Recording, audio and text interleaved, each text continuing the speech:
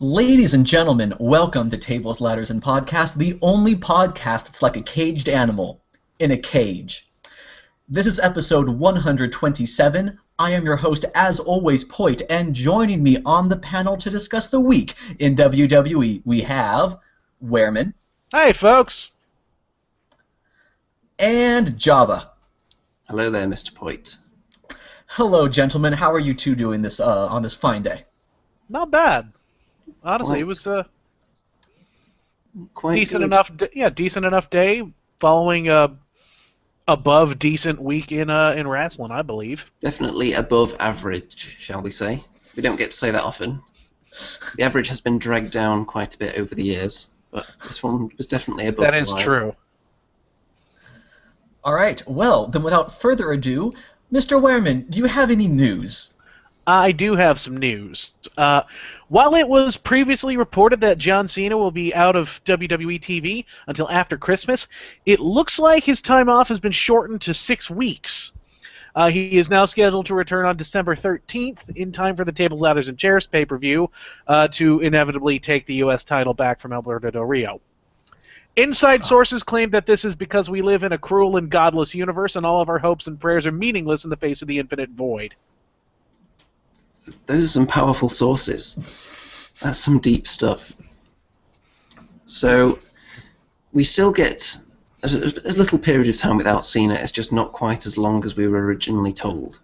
Yeah, and plus, I mean, now there's just this crushing inevitability about the U.S. title. Like, Del Rio's title run at this point is almost preemptively ruined because we just know he's just there to keep John's belt warm for him. What if Del Rio wins at TLC? Yeah. Oh, come on. Oh, No, come okay. on. No, how many times have we had Alberto Del Rio working as just a living belt holder for John Cena? This has happened come like on. 2 or 3 times already. But he's got the kick that beat John Cena. He does. What they could do with this, and it would be great, if there's a little countdown for John Cena's comeback, and Del Rio is desperately trying to lose the US title before Cena comes back, because he doesn't want to fight him anymore, because that never leads to good things for anybody. And they just keep passing the US title back and forth as people are intentionally losing it week after week. That would be pretty funny. It Also, it would be It'll funny if never there was if they did the whole countdown thing, and then like as soon as John gets in the ring, he just gets kicked in the head and loses. I thought you were going to say attacked by Chris Jericho. That would also be great. That would be great at any time. Pretty much. A wild Jericho appeared. So what else have we got on the news table? A little bit of good news. Raw's ratings were slightly up this week, up to a 2.46 from last week's abysmal 2.21. It's still not a huge improvement, but it at least shows that you can have a show without Cena and without Randy Orton, without Brock Lesnar, without The Undertaker, without relying on all these guys who have been around for years and years and years, and people will still tune in to watch it. So that's encouraging. Yeah, I'm sure just bringing back old times especially does nothing for the rating. You can't just slap on the TV. Coming up later tonight, we've got Hacksaw Jim Duggan back, and all these other guys that haven't been relevant for the last 25 years and actually boost the rating. Especially when most of the audience are below that age themselves, so they weren't even alive it's like, when most how of those many- guys were relevant. Yeah, it's like, how many of these people were around when Shawn Michaels was tanking the ratings as the greatest of all time? Controversial viewpoint. Mm. I suppose it's not that controversial because it is backed up with facts. That was a very low-rated period when he was on top. Yep. Can't really argue with it. Anyway, a little bit of bad news. Continuing what has been a seemingly year-long trend of wrestlers getting arm injuries, PW Insider is reporting that Rusev has suffered a torn bicep during his match with Neville in this week's main event. There's no word yet on how bad the injury is, but it was at least bad enough for officials to stop the match. Oh, wow. That's not Yeah. good at all. No, it's not. I mean, I guess it's kind of fortunately timed, at least, since they already hit the abort button on the god-awful feud he was having with Ziggler. But, It, I mean, it should delay them it's... hitting the Yeah. abort button on his whole career, though. Oh, yeah. Yeah, it really sucks that, that a pretty talented guy is, getting hurt like that and having to miss TV, especially on the heels of him getting engaged. I sense he was about to start floundering on the show, though. So Probably. it's I probably mean, decent timing. yeah, I mean they were kind of lumping him in with that group of just guys we've got nothing for at the moment. If actually this might be good timing with his engagement. If I recall, wasn't it Tyson Kidd who used his marriage with Natalia to get extra time off after recovering from his injury, so that he would have more time to heal before going back in the ring? That's probably true, yeah.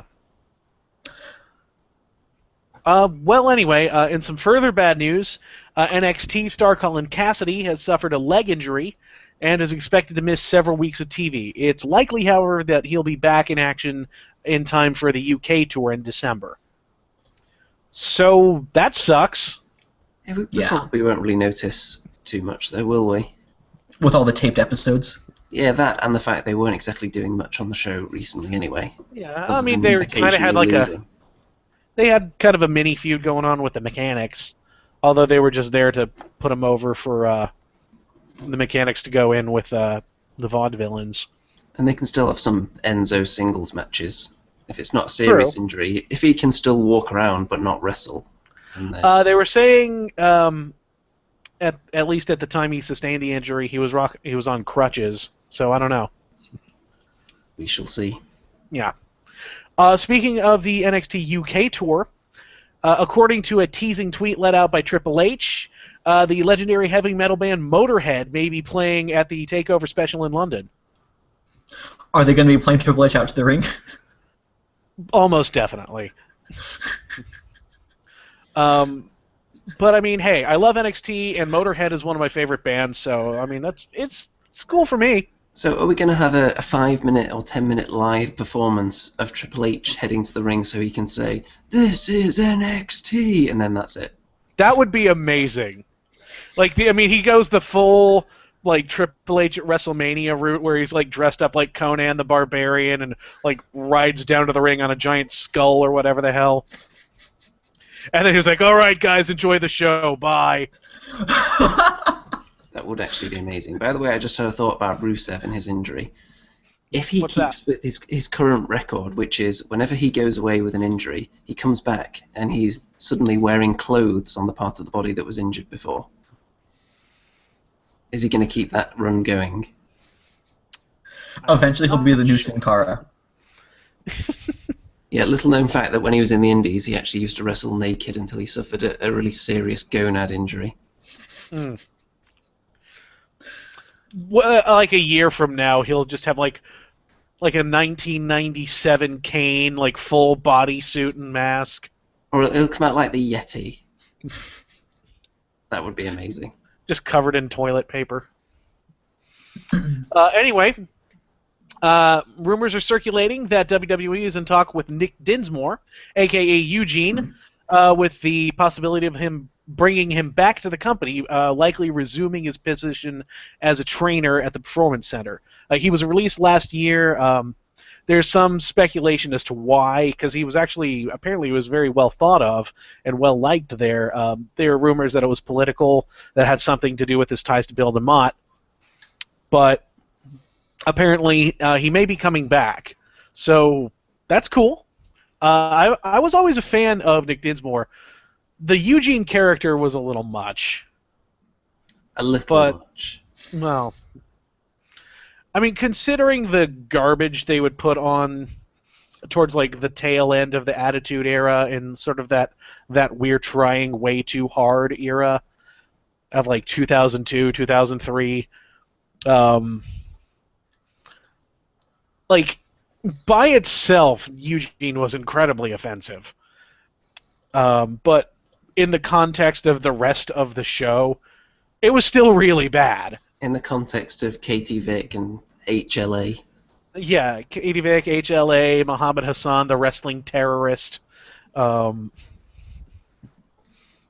was not a good time to be a wrestling fan. That was not a good time to be a fan of television, period, really. How would you feel if Eugene made a couple of appearances in NXT actually wrestling in his old gimmick? I really don't know about that. I don't think they'd do it, but how would you feel? I don't think they could do it.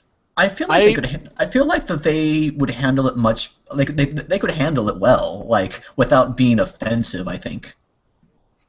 Maybe, but I mean, of course, the question is, should they? And the answer is no. No, they should not. Probably right. Yeah. Let's see. There were some rumors circulating earlier this week claiming that CM Punk had been intentionally left out of the commemorative issue of WWE Magazine celebrating the 25th anniversary of The Undertaker. Apparently there were some screen grabs saying that when they were talking about the streak, they completely skip his match and go from the Hell in a Cell match with Triple H straight to his match with Brock Lesnar. I, however, have seen more recent reports saying that's actually not true. That he is in the magazine, they just don't use they don't use any of his pictures. That would make sense. They're not giving him the full Benoit treatment, but they just don't want to bring attention to him, especially considering the litigation going on between Mr. Brooks and WWE. They do tend to skim over quite a lot, especially when it comes to the streak. I mean, have they ever actually mentioned the fact that he won one of the matches by DQ against Giant Gonzalez? They never bring that one up. They never bring that up, and they never really mention, they always say it was 21 men, but it was really only 18, because it was Triple H 3 times, and Kane twice, and Shawn Michaels twice. And there was the time that he faced Big Show and A-Train at the same time, but they never mentioned that he actually had a partner that showed up partway into the match. Oh yeah, that was Nathan Jones, wasn't it? Yeah. Who? Exactly. Did you ever see the movie Troy with Brad Pitt? Yes. The big dude that Brad Pitt kills right at the beginning of the movie? With the little jumping stab thing? Yeah, that's Nathan Jones. He's big. He is big. And he apparently had some roid mutations because he actually started lactating in the middle of a match once. It was weird. Well then. He suffered from the whole Brock Lesnar thing of I don't like traveling very much, so I'm not going to stay with the company. Yeah, he went on to just be kind of a big meaty dude in movies. Okay. But they were dead set on making that guy a huge deal in early 2003, and then he just immediately vanished. Speaking of vanishing, for those of us wondering exactly where Xavier Woods was this weekend over the Hell in a Cell pay-per-view and on this week's Raw, he's apparently taking time off to get married. Oh. So, congratulations. Also missing from WWE at the moment is Raymond Lepin, a.k.a. Adam Rose, who traveled to South Africa to attend his sister's funeral. There hasn't been any real any details involving that, but of course our condolences go out to him and his family. I actually have a bit of news. If we want to say, speaking of the Benoit treatment, there were a couple new episodes of Monday Night Raw that were added to the WWE Network, according to the Wrestling Observer. These were not added on any update lists, so apparently WWE was trying to keep these quietly added because these are 2 episodes that are leading up to Benoit's WrestleMania win, and so therefore they feature him rather prominently. Oh yeah, well that will do it. It's nice to know that the stuff actually is in there. Mm-hmm. I mean, they're never going to advertise it. They're never going to say you can search all the best moments of Benoit. But it's nice that there aren't just huge gaps in the timeline. Right. On the subject of another person who was getting the never existed treatment, did you guys see apparently Hulk Hogan's last WCW contract was leaked recently onto the internet? Okay. The money this guy was making was obscene. Like, one of the things they said, it was like from 1998 to 2000, every pay-per-view appearance he made, he was paid like $675,000. What? Yeah, dude got $500,000 every time he showed up on pay-per-view. Jeez. Or over 2/3 of a mil, actually. All right then. With creative control. So that he would put himself on every pay-per-view.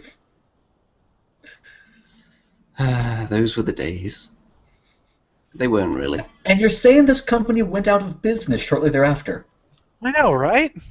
Damnedest thing. Yeah, and people blame the booking for them going out of business when they have contracts like that sitting on the table. Yeah, I mean, if WWE and to a lesser extent TNA have shown us, it's that a poorly booked show can go on for years and years and years, but not when they're just hemorrhaging money like that. Mm-hmm. Is that the extent of our news for this week? That's all I've got. So there is an article that was posted on WWE.com last week that I would like to discuss. It is called "The 10 Greatest Divas Matches of All Time." Okay. Hello. And so I would like to read this list to you fellows to see your take on it and see how much you agree or disagree with this list. I'm sensing that we're going to disagree strongly with it from the fact that you haven't brought it up. Okay, so number 10 was Paige versus Emma at NXT Arrival. Okay, yeah, I remember that match. That was a really good one. So was that? Yes, that was the first NXT pay-per-view. Yes, or special. I think. Yeah, I think it was Sounds about right. I think it was the first one that they did, and then after that they were all called Takeover. Yeah, that's right. Okay, number 9 is Brie versus Stephanie at SummerSlam last year. No, I don't agree with that.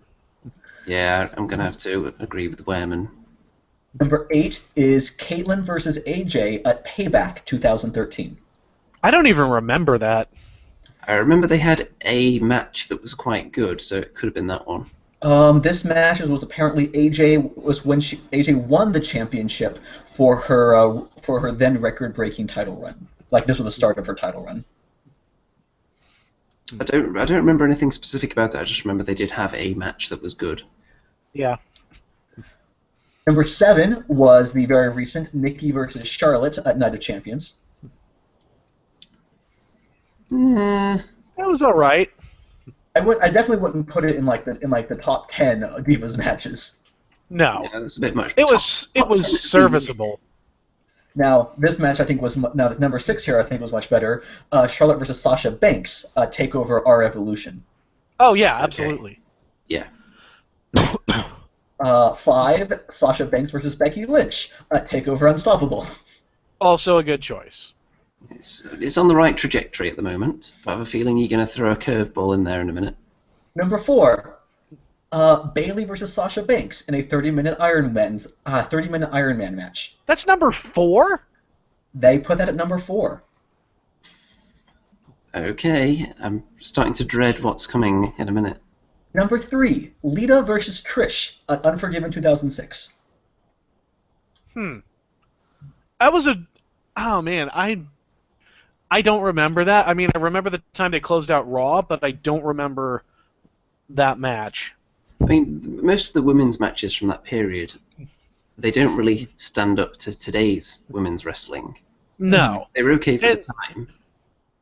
To say that was better than the Iron Woman match, no. It's like putting Hogan versus Warrior in a top 10 list.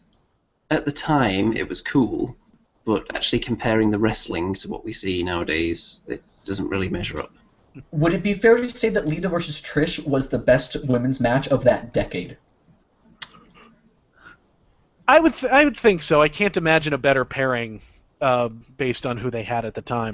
Mickey James had some good matches as well. That's very true. That's true. Yeah, Mickey James has always been very good. Did Mickey James and Layla feud? No, that wasn't until 2011, was it? Yeah. I don't remember. Mickey James and Trish had some excellent matches. Didn't they have a cage match, or was that somebody else? Maybe. Oh man, I don't remember. Okay, so what are the top two? Number 2 is Natalya versus Charlotte for the inaugural NXT Women's Championship match at the first TakeOver. I can see it. I don't remember that one being anything spectacular. It wasn't great. It certainly wasn't better than the Iron Man match. I agree it was not better than the Iron Man match, but it was certainly a good match. If it helps you remember, that was the one that had both Bret Hart and Ric Flair at ringside. Yeah. If only for historical importance, I can see why it's up there. I don't think it should be the second from the top. This article described this match as the genesis of the Divas Revolution. Like, basically, when we started thinking, wait, these women in NXT are putting on good matches. You mean when Stephanie started thinking that? Yeah, I was about to say, because, launched the Divas Revolution. I would have said that earlier than that with Paige and Emma. They were, Summer Rae. Hell, just going back to, like, AJ Lee and Caitlyn when they were on NXT. Well, when they were the Chick Busters. Was that before NXT was... That was NXT in its game show form. Oh, NXT season 3, gotcha. Yeah. Anyways, the number 1 match, you guys can probably guess this, I haven't listed it yet, was Sasha Banks versus Bayley at NXT TakeOver Brooklyn. Okay. Yeah, I absolutely agree with that one. Yeah, I agree. I was worried they were gonna. Number 1. I was worried they were gonna like leave it off and say like, well, the Iron Man match was the only thing we need to talk about with Sasha and Bayley, and then number 1 would be like Stephanie McMahon versus I don't know whoever. Anybody. Sable. Yeah, that was great. The one with Melina and Alicia Fox.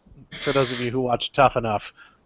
Yeah, I get the reference. Now, does it say anything that Sasha Banks is in 4 of these matches?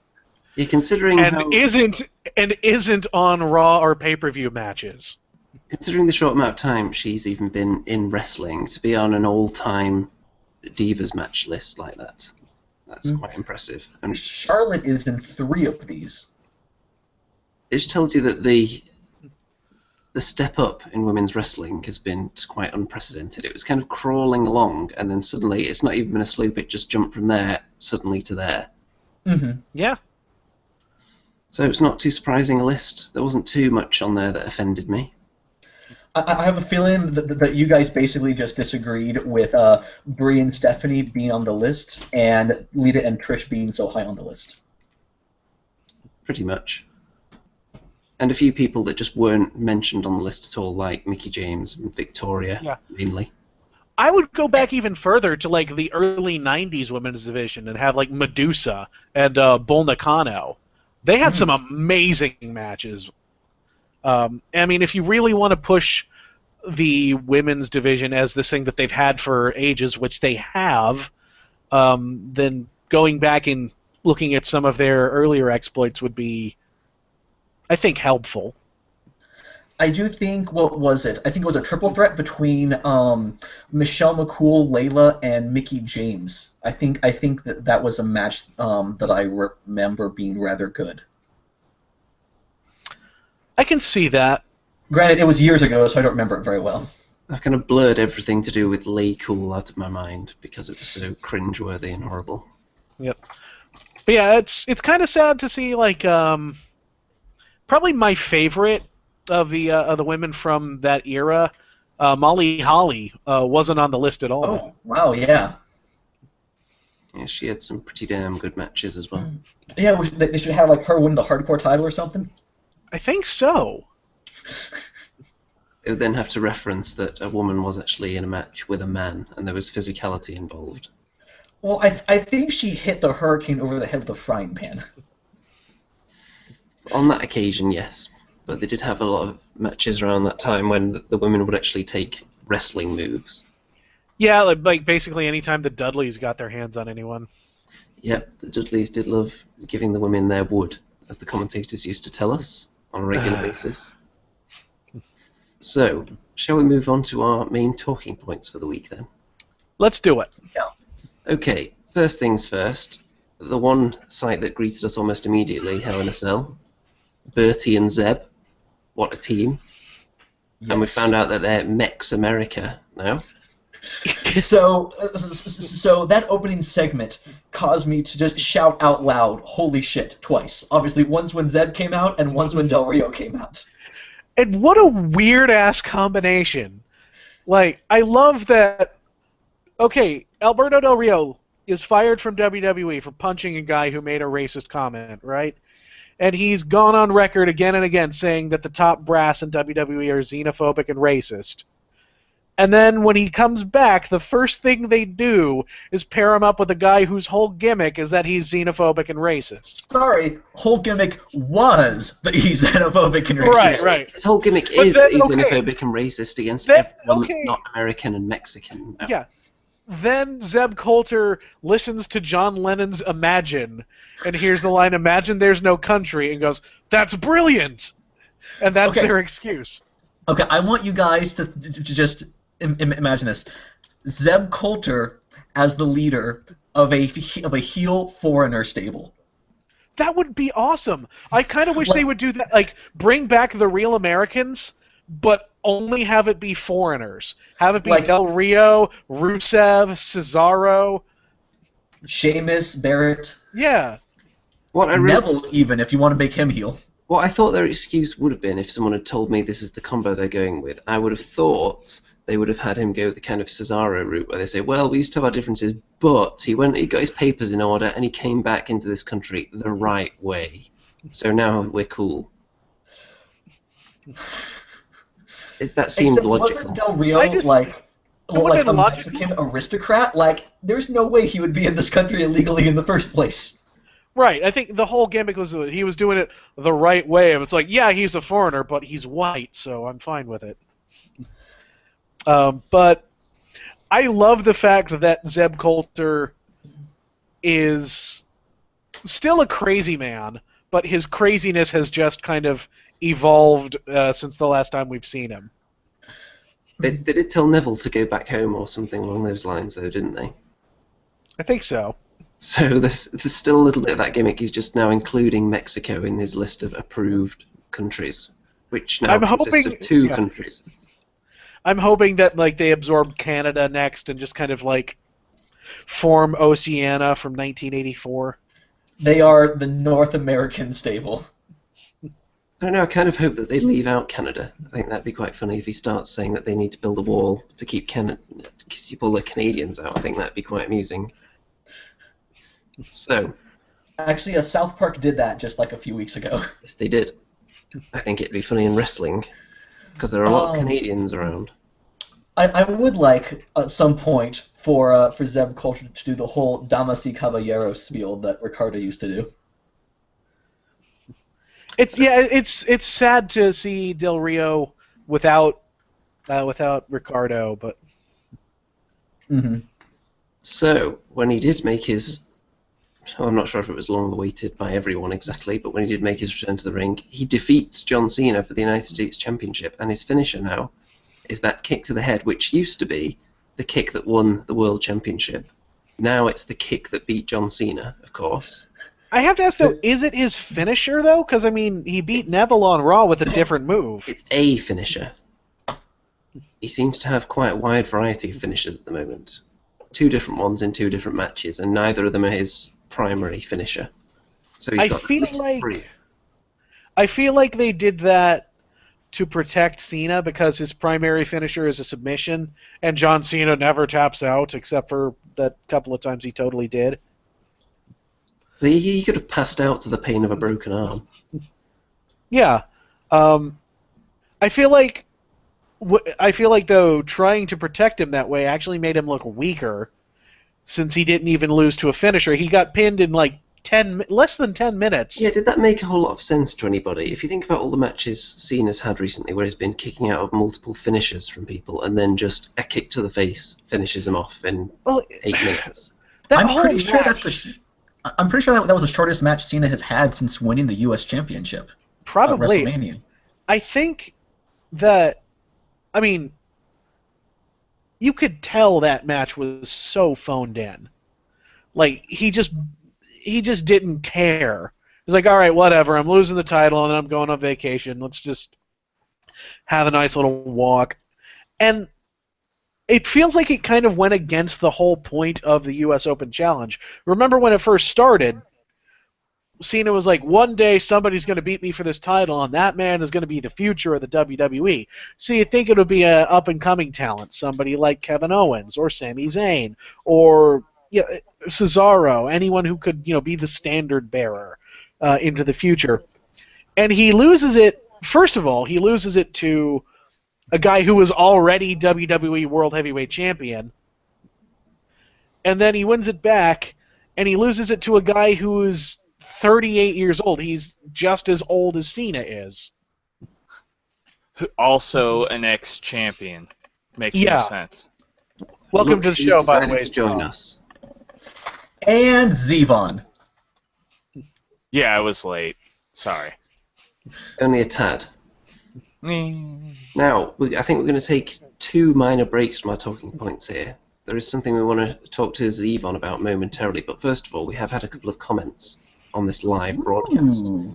Owen Brown gave a thumbs down earlier when we were talking about John Cena not being out for quite as long as we originally thought. So disapproval there from Owen Brown.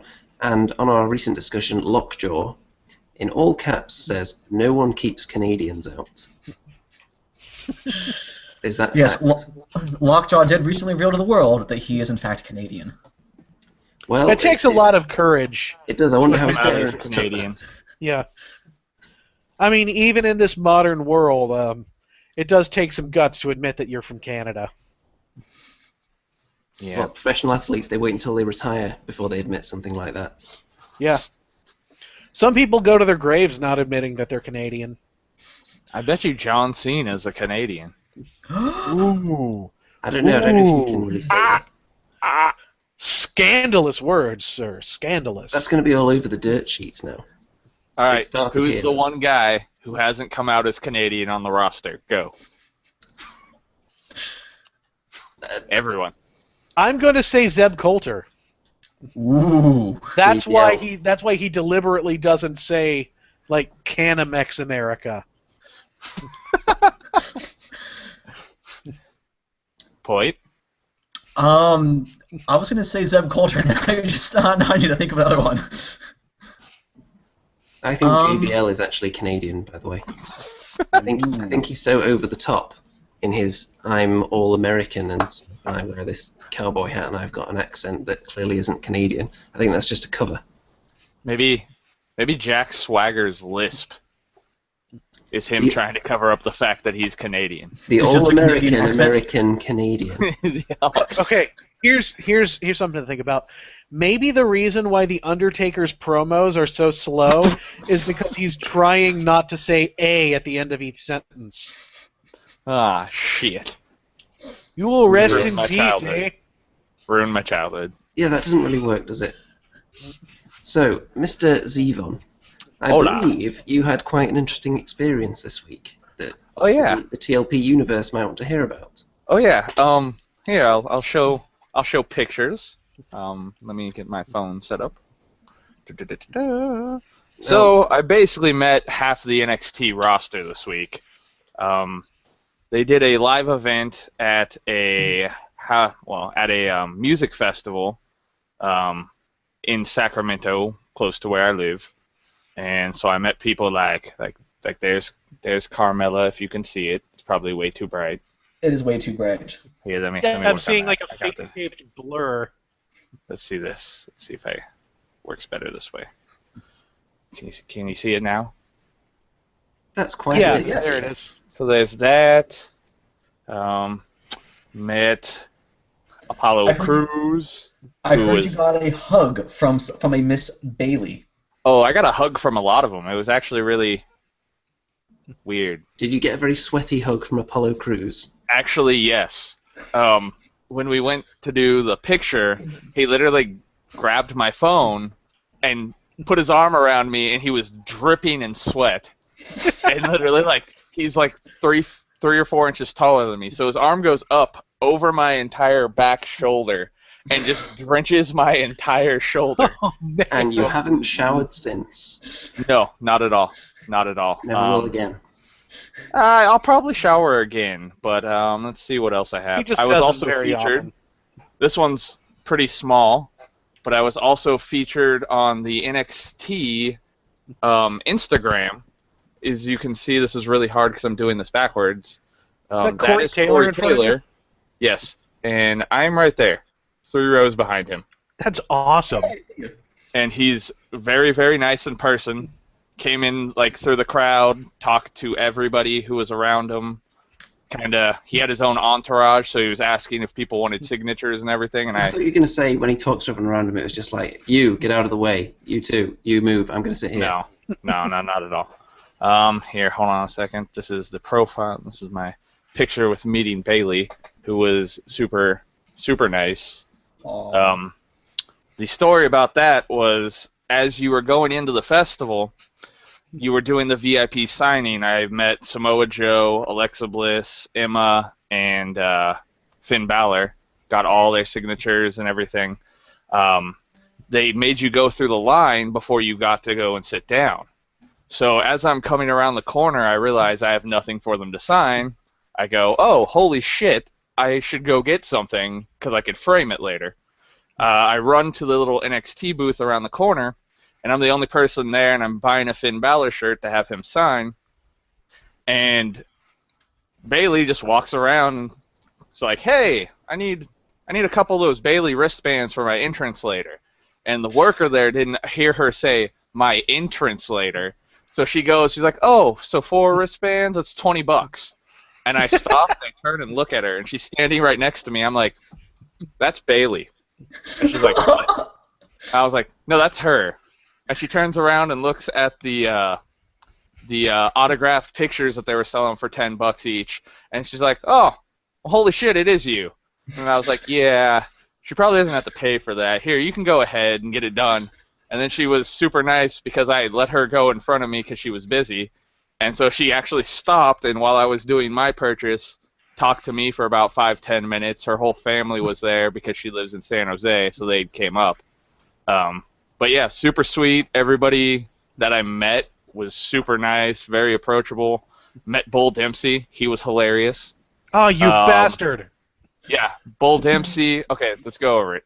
Finn Balor, Alexa Bliss, Emma, Samoa Joe, Corey Taylor, Baron Corbin, Bailey, Simon Gotch, Aiden English, Bull Dempsey, Apollo Crews, and Tyler Breeze. Met all of them, and they were all super nice, super approachable, not like assholes like when my friends did a John Cena signing, but that's a different story. Sounds like a pretty awesome weekend. Yeah, it was. And my friend won the tickets, so I got to go to that festival for free. So I basically paid the $25 for my Finn Balor shirt and got everything else for free. Nice. I do have one question though. When everyone was leaving, did they search you to make sure no one had smuggled out an Alexa Bliss? No, but they should have, because she's super attractive. Just Yes, saying. she is. Smuckers, so jelly. And on that note... Also, on that note, I got a compliment from Finn Balor about my arms. He noticed that I lifted. He's like, hey, you look like you work out. And I was like, thanks, man. I was like, the most, like, meaningful comment a man can give another man. So, well... random.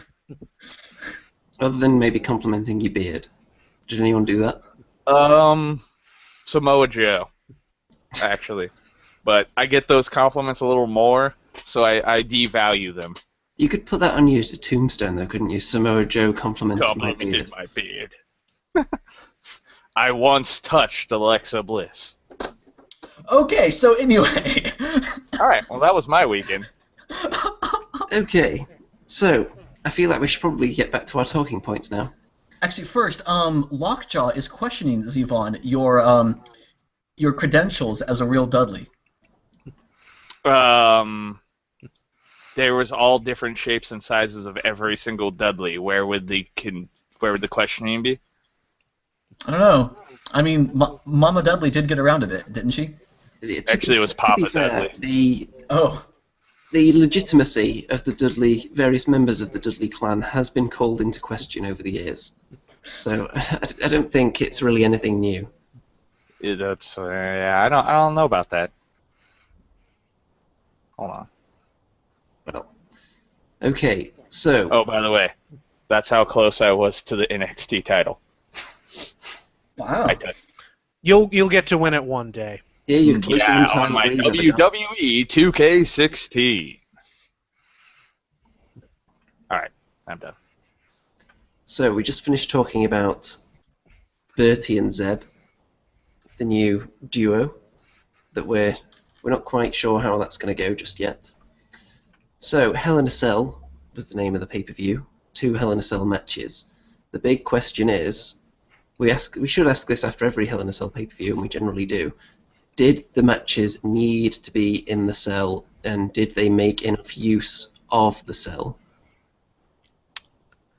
I feel like, okay, Bray and Roman Reigns put on probably the best like modern WWE style Hell in a Cell match that they've had in years.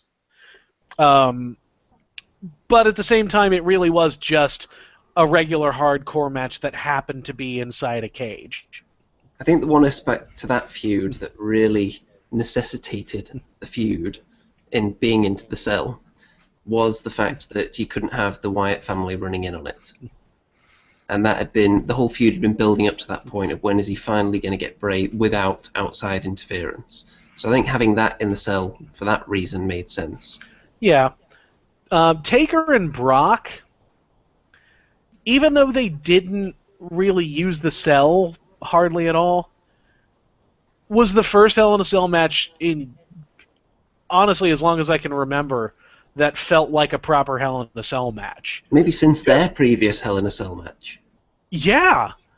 Like, even though they didn't really do a whole lot other than, like, throw each other into the steel 2 or 3 times, it had that vibe where it's like, somebody is going to get seriously hurt. Can I ask you if you had that vibe because they both just cut the shit out of themselves, or because they actually made use of the cage? Because I think it's more the blood that was involved. It was definitely the former, but, I mean, WWE always wanted Hell in a Cell to have this mystique about it, that this is where you go for your horror show of violence. And it still would have been a damn good match without the cell, but just having it there put it in the right atmosphere. You know what I mean? I wonder if they had to clear that chair shot to the face with somebody before the match. I don't think they did. I think they just went out and did it. That's what I was thinking. Because it's like, what is Vince gonna do? I mean, it's Taker and Brock. They're not gonna fire either one. You're never gonna work in this fucking business again. Okay. So I'm going to state an opinion, which may or may not be unpopular.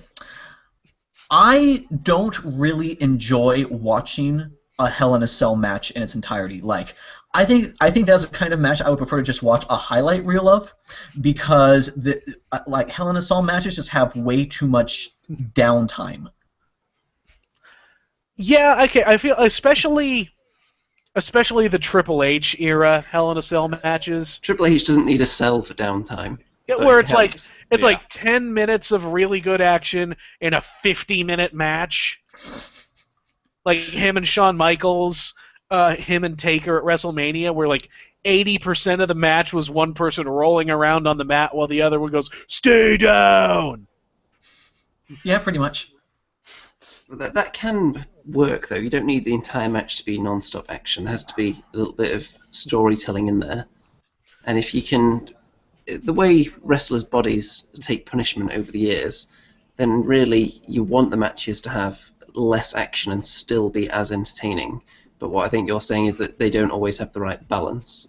Mm-hmm. Sometimes the inaction isn't telling a sufficient story to replace what moves could have been done in that time.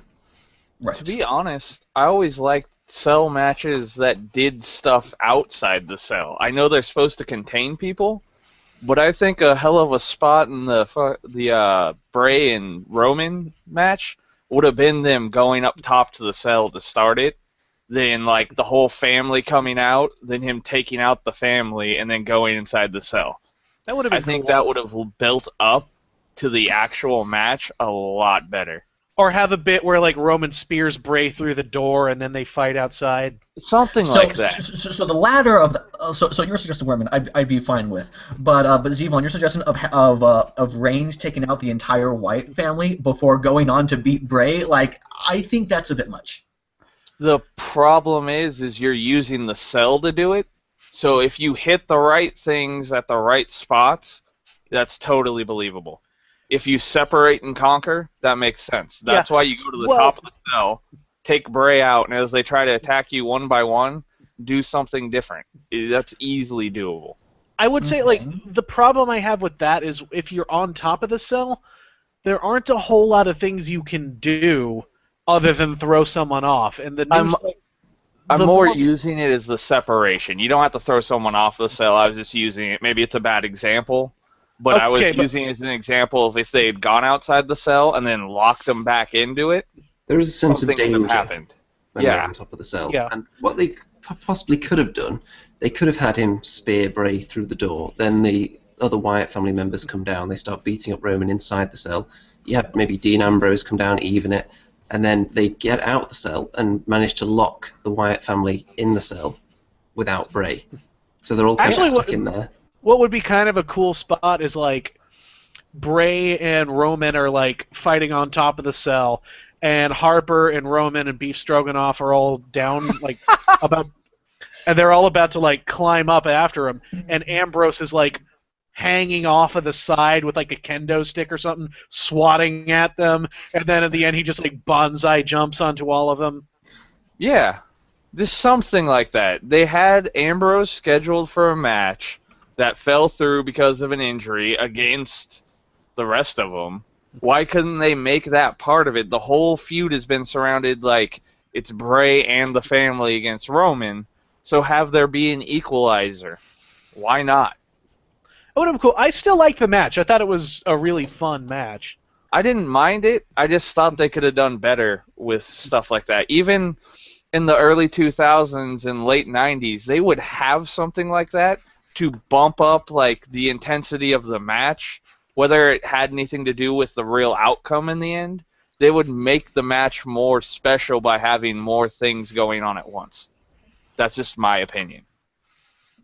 Well, it's safe to say both those cell matches were a huge step up from the usual that we get, where they think, oh god, we've got Hell in a Cell coming up. Let's just throw, I don't know, Sheamus and Orton in there. And 1,000 times. And at best, you're going to see maybe someone bring the steps into the ring. And that's the most Hell in a Cell-like action that they're going to perform during the entire match. Yeah. I feel like Brock and Taker were just like, all right, you know what? This is the last thing we're going to do together. Let's just fucking kill each other for half an hour. Like, I don't think there was any real plan going into it. I don't think they ran anything past Vince. Rumor has it that backstage, like, Vince was at Gorilla and was freaking out when Brock got his head split open. Also, he was supposedly pissed when Brock pushed down the doctor, and that was a real spot. He actually legitimately shoved the doctor out of his way. I mean, really, how brave is that doctor for trying to tend to the wounds of Taker and Lesnar during that Hell in a Cell match? Like, Vince apparently was the one who sent that doctor down because he didn't want them bleeding on TV. Mm-hmm. And so it's like, go down there and clean them up, you know, get rid of the blood. And I think to Brock and Taker's credit, they were like, no, this match will be more special if we're both bleeding, you know?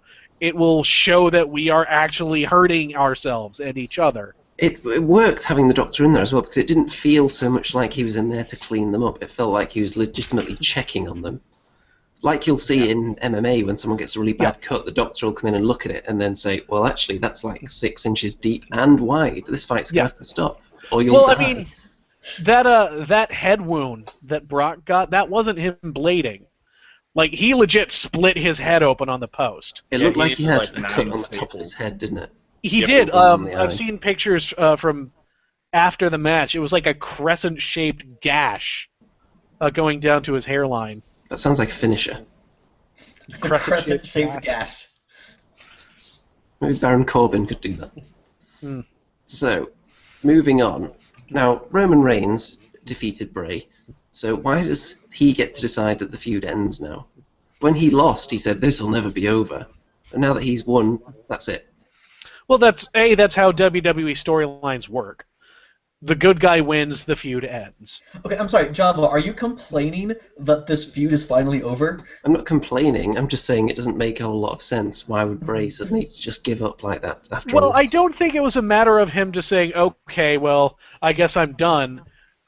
Because later in the show, I mean, at the end of the show, he goes and kidnaps The Undertaker, and now he's kidnapping Kane. He's realizing my voodoo swamp magic isn't enough to beat people like Roman Reigns.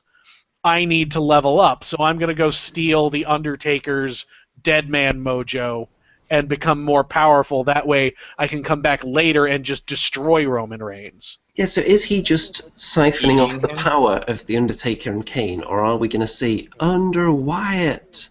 I some feel point? like it's not about him like recruiting Taker and Kane. I feel like it is him trying to absorb their power and make it his own. So how would you guys feel if this actually is the end of like Taker and Kane on TV and Bray Wyatt actually does in kayfabe absorb their power? I would That's be retarded. I think it would be awesome. No, okay. Imagine the scenario, right? Instead of showing up the very next night on Raw, the Wyatts are off TV for like 3 weeks.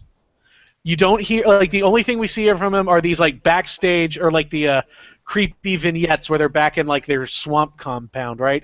And you just see snippets and little clips of them like torturing the Undertaker and like desecrating the Undertaker symbols and like putting the sheep mask on his head and taking the urn and dumping it out on him, all this shit to like degrade and humiliate him, and like he's saying, you know, give me your power, like all this. It's like you are immortal, and now you're broken down. You can't use your power anymore. Give it to me. Then it shows up to like Survivor Series, and you have the Wyatts against Ambrose and Roman and I don't know, fucking the Dudley Boys or whoever.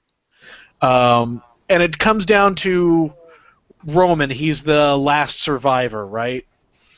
And he's making his babyface House on Fire come back.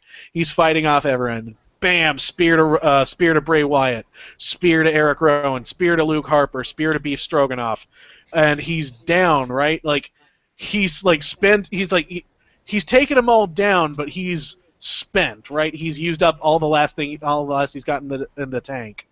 And then all of a sudden, all 4 of them, all at once, do the Undertaker dead man sit up and just murk him. That would be a fucking incredible moment. Oh, God. So if the Undertaker is just away being tortured in a barn somewhere, I'm just having images of him saying, "There are 4 lights." That'd be quite amazing. That's a Star Trek joke. So we're probably not going to see Under Wyatt or Kane Wyatt anytime No. soon. I feel like as much as I would love this to be Taker passing the torch to Bray Wyatt to finally actually be the new Undertaker, given that they've already said, like, we're celebrating 25 years of the dead man at Survivor Series, this is really just for Bray Wyatt to be fed to Taker at Survivor Series. Which is unfortunate. Though, Yeah, I mean, I liked their match at WrestleMania, but the fact that we've already seen Taker beat Bray Wyatt this year kind of undercuts that. actually, what if at the end of this storyline, the mantle of the Undertaker like passes down to Bray Wyatt, and Undertaker ends just becomes like he's a retired old dude, and he starts using his real name and retires and leaves, and Bray Wyatt like changes to the Undertaker with like full regalia. Or corporate Undertaker we could have. No, he couldn't. Maybe not. So, shall we move on?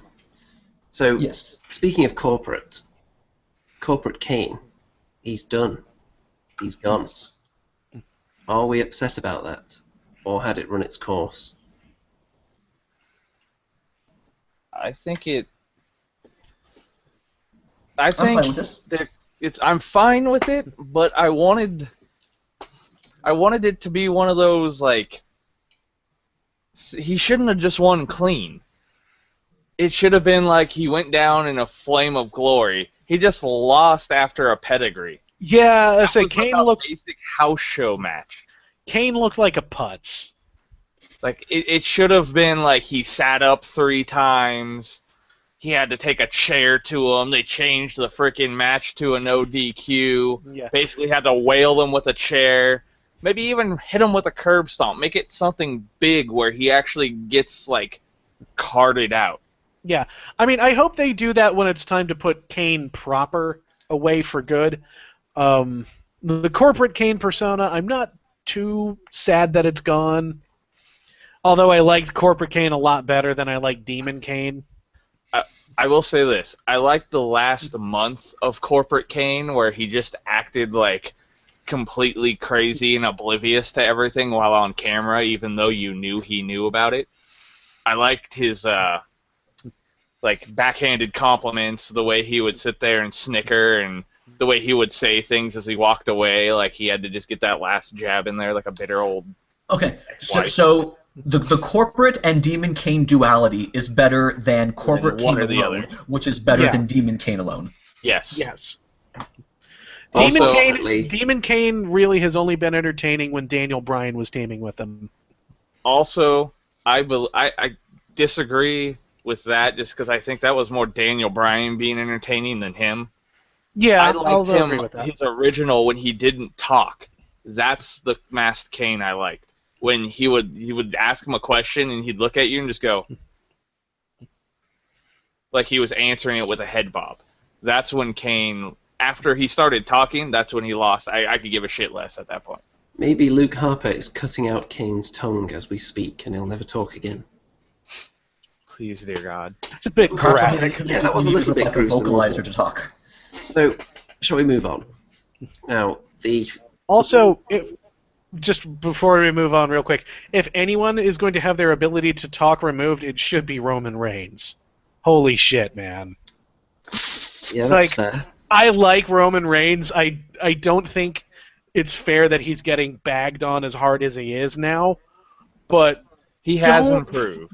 yeah, don't let him talk. My God, he can't cut a promo. Believe that. So, the World Heavyweight Championship at Hell in a Cell obviously wasn't going to be the main event, but it popped up like halfway through the card, didn't it? Yeah, it was lower on the It card was- than the Intercontinental match.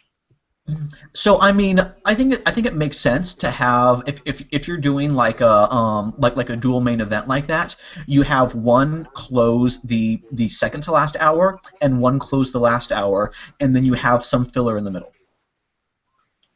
I can see that. I do think, though, that the IC title and the US title should always be lower in the card than the main event title, though. Yes, I think it would have been appropriate to perhaps to have maybe Bray and Roman as the filler. Possibly. So, moving on, the New Day. We predicted that they were going to lose the tag titles at Hell in a Cell, for the most part, but they retained. Now, that may have been just through the spirit of Woods and his unicorn power being channeled into them. Uh-huh. Where do we think this is going then? Are the Dudleys actually going to get these belts at some point? I mean, we do have a TLC pay-per-view at some point, don't we? Yeah, I mean, if they're gonna win, I mean that's the place to do it. Have them win in a tables match. I do think though that it's honestly kind of a good idea not to have the Dudleys win. At least, not not as soon as everyone would like, just because they're an old team and they shouldn't be beating a new team. Well, they have lost to the new team a couple of times now, so I don't think it would Yeah. hurt them too Well, much. I mean, they lose, but then they immediately get their revenge by putting Xavier Woods through a table. This was the New Day straight up winning and going, ha ha, we win, see you schmucks later. So I think probably the Dudleys probably are going to win the titles at tables, ladders, and chairs, and then you would think they probably lose them possibly WrestleMania time. I guess, but I mean, apart from the New Day, who's really left? The tag division just dried up really fast. I would be They totally stopped fine with. featuring it. Yeah. I mean, keep in mind that that Job was suggesting that the Dudleys win the tag titles in I think December and then lose them in early April Something or like late that. March, somewhere around there. So I mean, them serving as transitional champions for say some NXT team that gets called up. I would love you know who would be an amazing counter for the New Day, someone to beat them?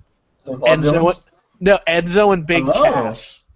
The Vaudevillains would be a great choice too, but I feel like they're a little too NXT. You know what I mean? They are. Yeah, I can see that. I suppose.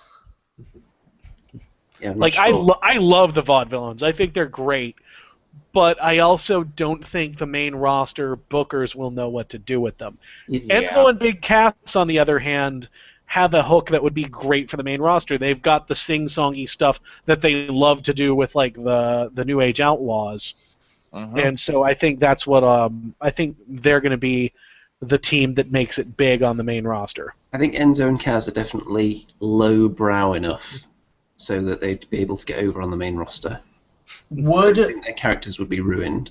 Would Enzo and Cass winning the titles at Mania from the Dudleys require that one of those teams turn heel, or is everyone there just charismatic enough to make a face versus face thing work? Well, they could do it as a fatal four-way like they usually do. That's true. Yeah. That's Mania we're talking about. Yeah, so you could have a couple of heel teams in there as well, such as the New Day. And then Backlash or whatever we get, or Payback, whatever it's called. Then there's a rematch where we were never pinned for the titles. So, moving on next. Well, Now- no, before we move on, I do want to discuss a couple things about the match itself. More. What the hell was that double team thing that the Dudleys did with that leg drop that Devon did, and Bubba just forgets to drop Kofi? That was a botch. That was a big, big botch. Yeah, it was. Though the Eddie Guerrero-ish spot where Kofi throws the trombone to Bubba and falls over. And that referee, That was great. He so badly wanted to DQ them, didn't he? He did. Also- he had the hand motion ready and everything right next to the ropes, and he was just... And then he sees Kofi start to get up and laugh. He's like, "Whoa, wait, you got me, you got me." Also, all right, when Big E and Kofi started saying that the trombone was haunted by the spirit of Xavier Woods, was anyone else hoping that the New Day's haunted trombone would be another item of power, like the Undertaker's urn or Bray Wyatt's rocking chair? By the way, Bray Wyatt did get a new rocking chair. He did. Good for Or him. maybe I don't know. Consider it when Undertaker burned his old one, and then he was like, "It's now the ashes in the Undertaker's urn because they traveled back in time or some shit." Maybe he just grabbed the rocking chair out of time and brought it to the future. I don't know. By the way, I will definitely not be searching for the new rocking chair or the haunted trombone on Urban Dictionary. Definitely not. See, now I have to. All right, let us know what you Know find. what you get. Well, we'll leave you to that research while we move on to our next talking point. We've complained recently that matches don't have any consequences, and in a show you'll just have an endless stream of matches that meant nothing, and you can kind of zone out and not really miss anything. But on Raw this week, this tournament, it actually got you a little bit invested. You were somewhat interested, even though some of the outcomes were predictable. It got you into it a bit. I like the idea, but you knew who was going to go as soon as they announced that it was all the winners. See, I didn't have a problem with that. I mean, it's one of those, yeah, it was predictable, but predictable isn't always bad. And if we're gonna make Roman Reigns look really strong, we should at least have him look really strong in a bunch of really good matches that he wins, where the people that he beats still look good. So Roman looked great, but so did everybody else. Yeah, And I think more than people in the that, four-way don't really look weak because they all had a match earlier, so fatigue plays a part. Guys, the term haunted trombone has yet to be defined. Well, TLP audience. TLP audience. This is your new task for the week. Come up with an Urban Dictionary definition for the term haunted trombone. And we will submit the winning selection. all right then. So basically, Owen Brown, come up with a term for haunted trombone. Owen Brown Lockjaw? and maybe Innovator. And Lockjaw. Okay, so, but more than that, I think. So all the winners of the pay-per-view matches being in these qualifying matches for this final number one contenders match, it made all the matches on the pay-per-view matter. It gave them consequence. Like, can't we just do this every month? It makes sense. I mean, we see these guys wrestle each other all the time for literally nothing. Why not have them actually Do it for something. Yeah, exactly. Give them something to fight for. Although, did it lose a little bit of credibility, though, because Brock Lesnar wasn't involved in the tournament? And I don't know if you know, but he did pick up a minor win.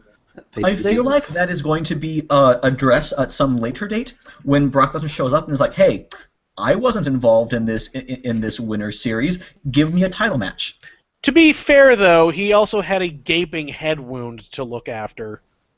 Details. It's a nice thing to say about Paul Heyman. Anyway, so does anyone else have anything to say about the string of matches that actually meant something for a change before we move on? It was nice. I was like nice. it. Let's keep doing this. Words to live by. So, Roman Reigns, obviously he's the number one contender. His little buddy Dean Ambrose, he's been acting a little too supportive for my liking over the last few weeks. As if to say, it's going to be your time, Roman. You really made it now. And then as he walks away, kind of, yeah. So yeah, I mean, one of these two people has to turn, right? I predicted that all the way back at SummerSlam, but, like, I don't know. It might just be they're just playing up the fact that Dean Ambrose is just a really good guy who likes his friends. Either that, or maybe he's, the last couple of weeks, started to get in cahoots with Rollins, and those two are going to kind of get part of the old band back together and just leave out Reigns and just start the No Romans Club. No Reigns left behind. How would we feel about that if Ambrose just joined up with Rollins again? Yeah, sure. Why not? It'd be an interesting change of pace. Which is really what Rollins needs right now, and Ambrose, and Ray. The Shield needs a change of pace. Yeah. So, that seems to be all we have to say on that. It could be a heel turn coming. We're just going to have to wait and see. Speaking of heel turns, though, there's a heel turn I really didn't see coming on Raw, and they didn't actually give us any clues at all over the last month or so. This one just came completely out of nowhere, blindsided everybody. But apparently now, Team PCB have imploded. Paige has turned heel. Shocked the world. Thoughts? I mean, she only turned on them and attacked them and abandoned them like 4 weeks in a row. This was completely out of left field. Yeah, this was about as predictable as World War I military tactics, wasn't it? Look, I will say, as bad as the setup was, I think Paige and Charlotte are going to have a hell of a match. Mm-hmm. And I am just so fucking thankful that the Divas revolution has finally moved on to fucking anything else than just everyone doesn't like the Bellas. Well, I think Speaking everyone of, though, disliking the Bellas should be a thing that we stick with. I'm quite happy with that theme. I just don't need the Bellas to be on TV for it to continue. although speaking of, I thought Nikki did a damn good job in her match on at the pay-per-view. That's That Alabama slam into the ring apron, Jesus Christ! I will say this: she has vastly improved, probably just by being in the ring with such better actual wrestlers than what she has been in the ring with. But still, I agree. It needs to go bye-bye. I was going to say, how could you not improve being around all those other women? But then, Eva Marie. Yeah. You had to go there.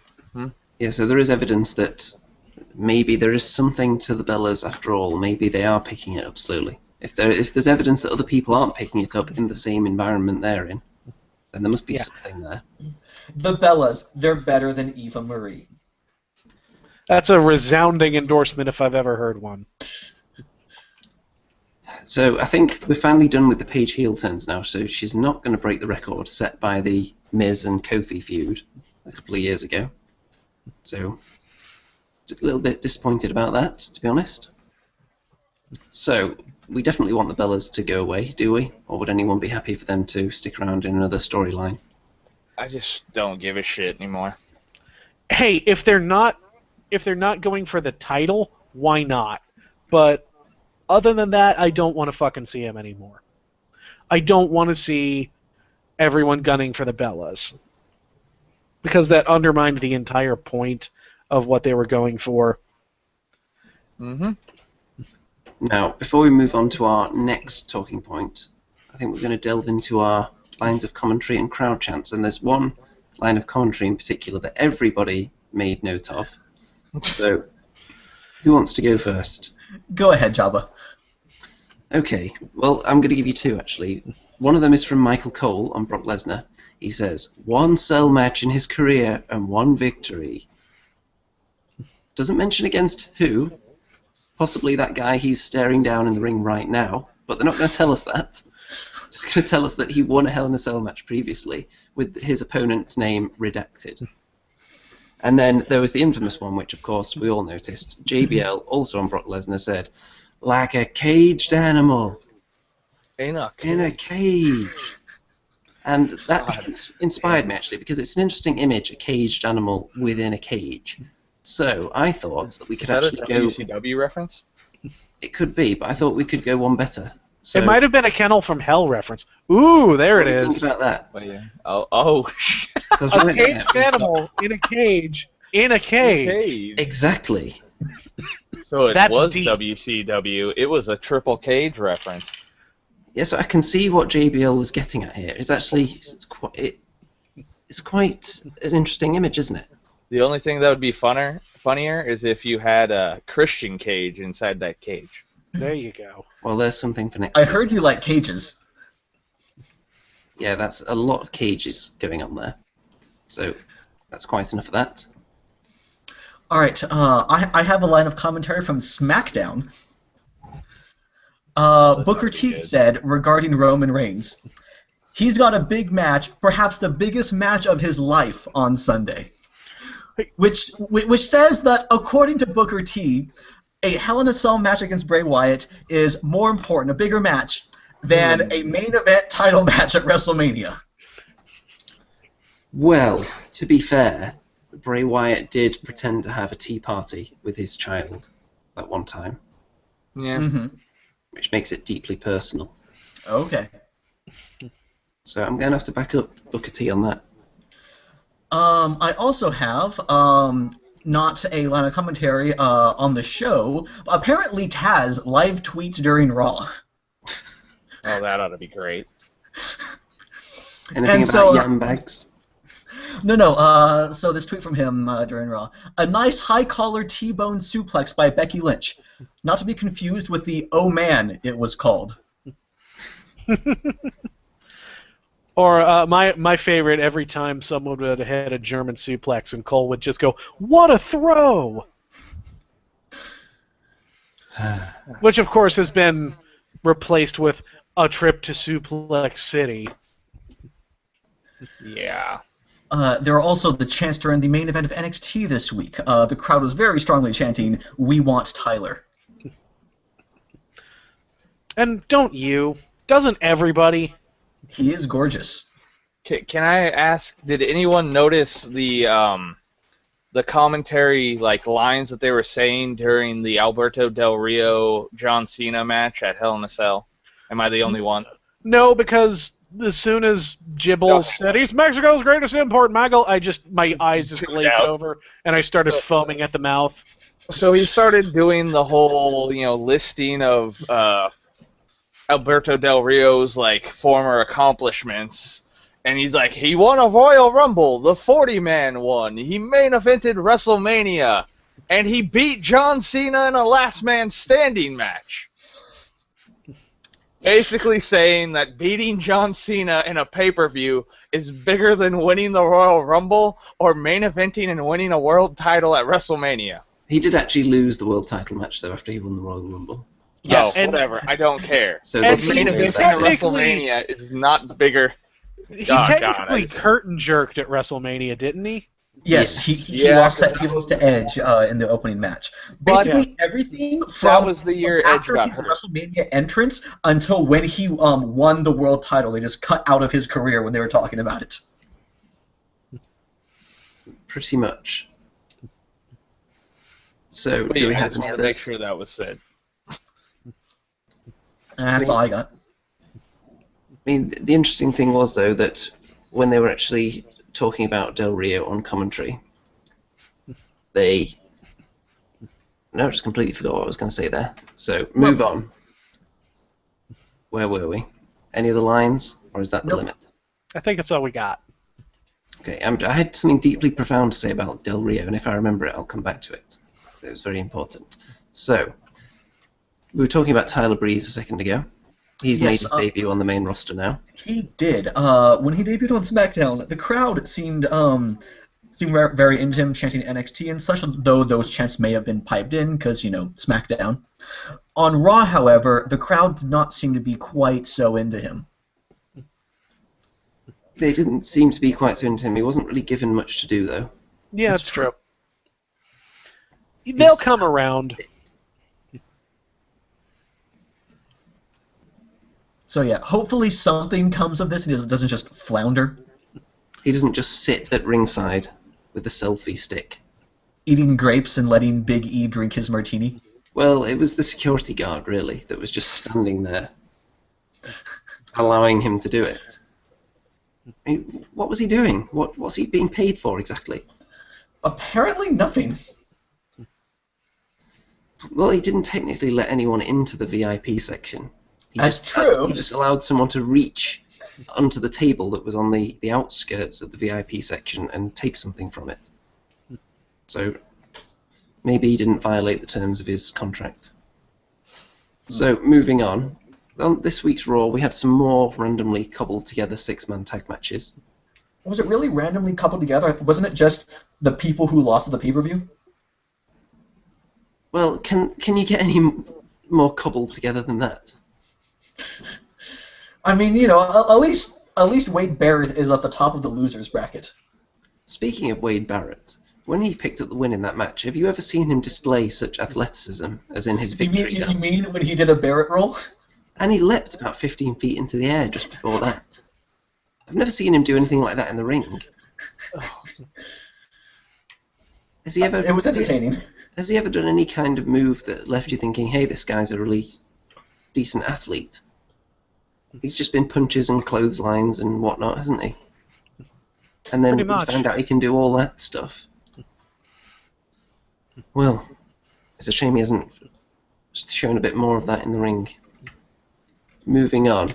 Now, this is a bit of a minor talking point, but whenever Stone Cold makes an appearance now, is he getting the same kind of vibe that we started to get when Hogan would make an appearance? Like, he's just here to either sell something or to tell us how great cancer survivors are. He's not really bringing anything to the show anymore. Yeah, that was really just kind of depressing to watch. I mean, I know Stone Cold hasn't really been Stone Cold in a good long while.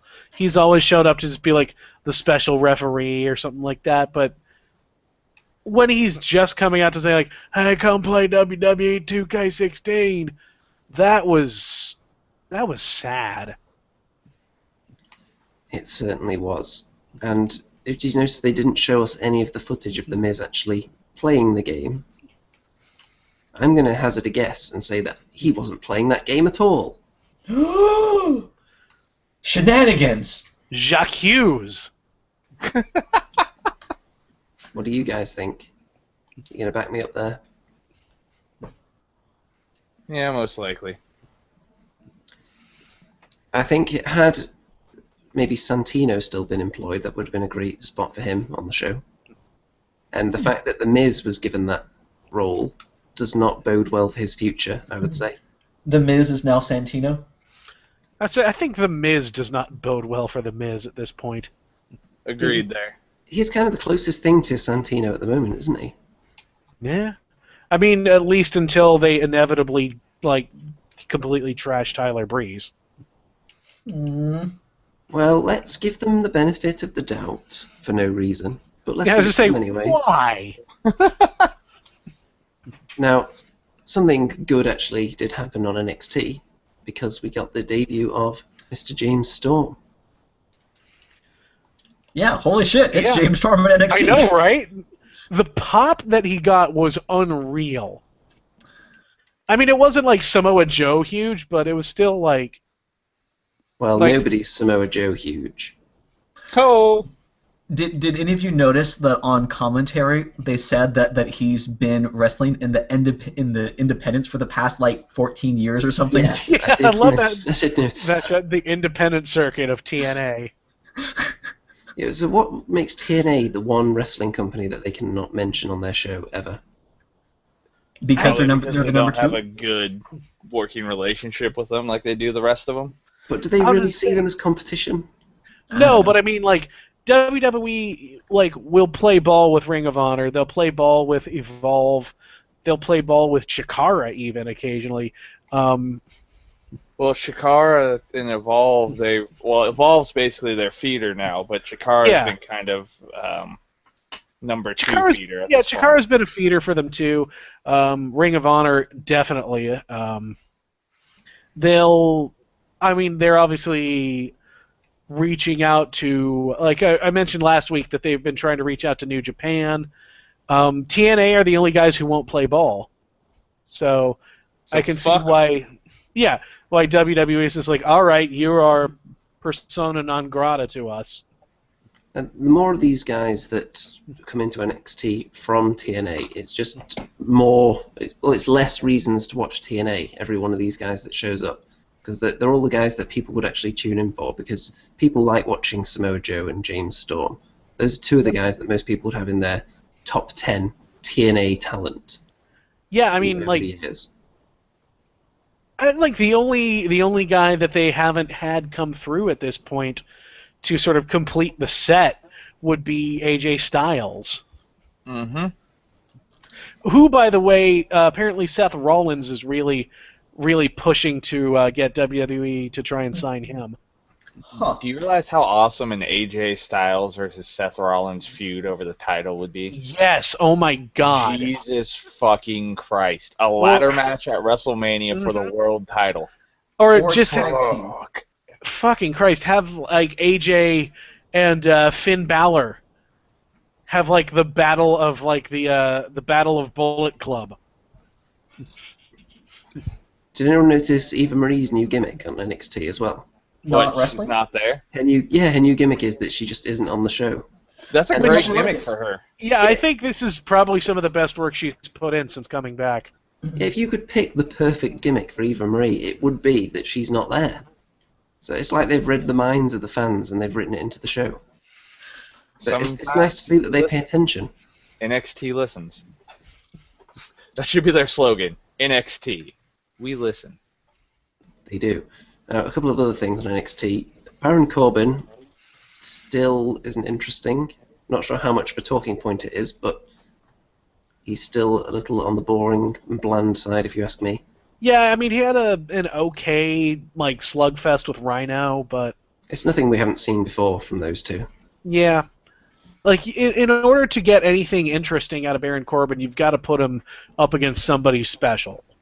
Like, so far the best match he's had was with Joe. And that's because it's Samoa Joe.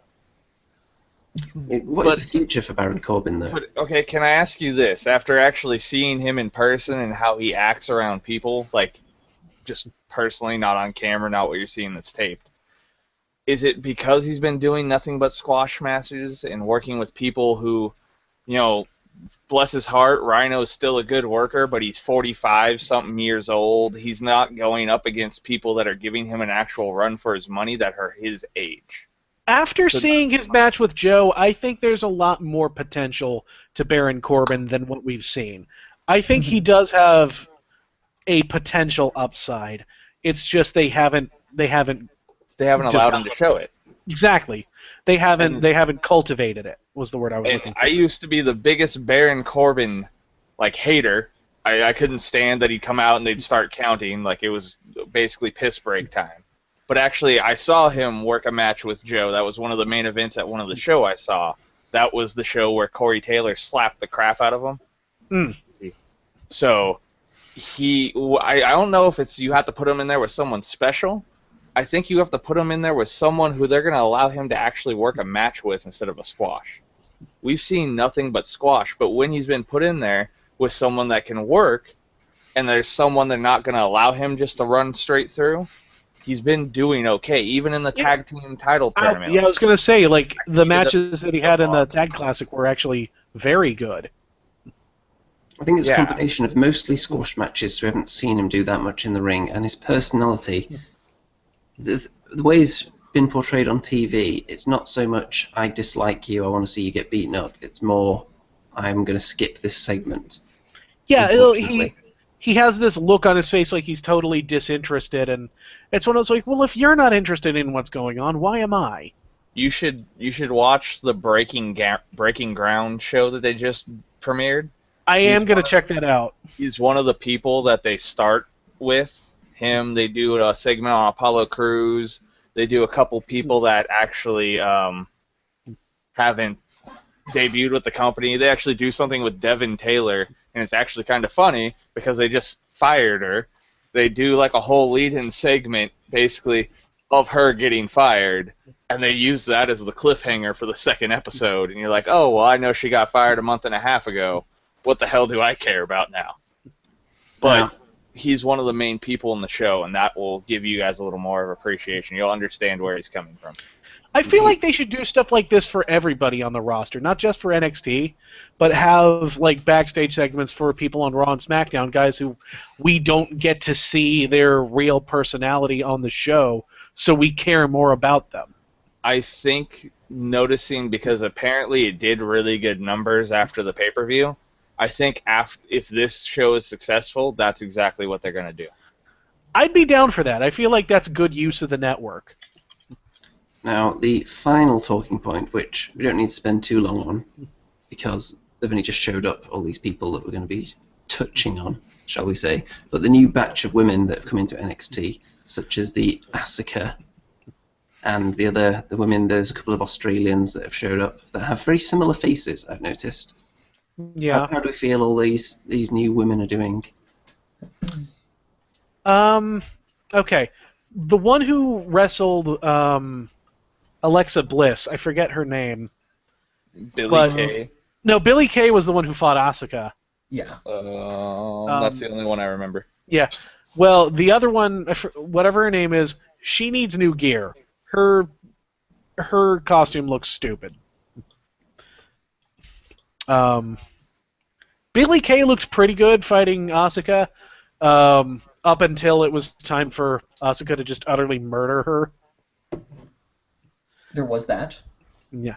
If there's one thing you can do, it's utterly murder, definitely. I think they've got a good new crop of women, and I don't know if it's going to be the same. It's going to reach the same heights as it did with Sasha Banks and Bayley, but if they develop them correctly, and if they don't do what they did on Raw and push them as just the women, as like a singular collective, then they should do very well. There certainly seems to be some potential. We haven't seen enough of some of them yet, though, to really make too much of a judgment. So that pretty much wraps up all our talking points. It was definitely an above average week, but I think you can probably safely bet that next week is going to be back down in the doldrums, shall we say. Okay, let's not get negative before the week in wrestling even gets started. Well, to be fair, we got a better chance of being negative than being positive. I do see where you're coming from, but 50-50 isn't even close to describing what the chances are. yeah, when was the last time we had 2 good weeks in a row? Hell, how many times have we had 2 good shows in a row? Like, how many times just this year have we had an amazing NXT show followed by the worst goddamn Raw you've ever seen in your life? I'd take 2 good matches in a row on any show that's not NXT. That'd be a start. Yeah. Think of it this way, Point. If we're cynical, then this time next week we will be either correct or pleasantly surprised. There you go. So everyone's a winner. That's the way of looking at it. So, Mr. Poit, are you sufficiently slouched and comfortable in your chair in a very loud I am now. Are you prepared, I see are you that prepared adjustment you to made. continue your role as the social media guru / ambassador? Well, Wait. as ever and always, I would like to do a quick shout-out to our friends over at the Game Buoy video game podcast, your stop for left of center gaming news and views. We also invite you to give us your thoughts. Suggest talking points of your own and tell us what you thought of the week in wrestling by posting comments on this video, tweeting at us at Tables Ladders, or by replying to our posts on Facebook.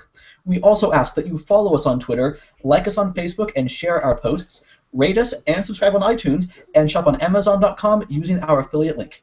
All of these links can be found on our Podbean page, tablesladderspodcast.podbean.com. Flawless. So Poit, I think I'm gonna have my nieces draw like a fireplace background, like a poster, just so you could have it like put it behind you while you actually do this. And I think for like Christmas or a late birthday present, I'm gonna buy you like a lounge coat, so that every time you do that, while he's introing and saying you can put up put the the little jacket thing on? in the background. I put the jacket on, and I want you to sit there with like a pipe. Even if it's like just blowing bubbles, I think it'd be hilarious. Well, let's leave the audience with that image, shall we? So, all that remains to be said, TLP, everybody, in a cage. TLP, everybody. Haunted trombone, everybody. I'm going to wait 30 minutes so I can still be on the proper amount of time in the podcast, and then I'm going to say it. You do that.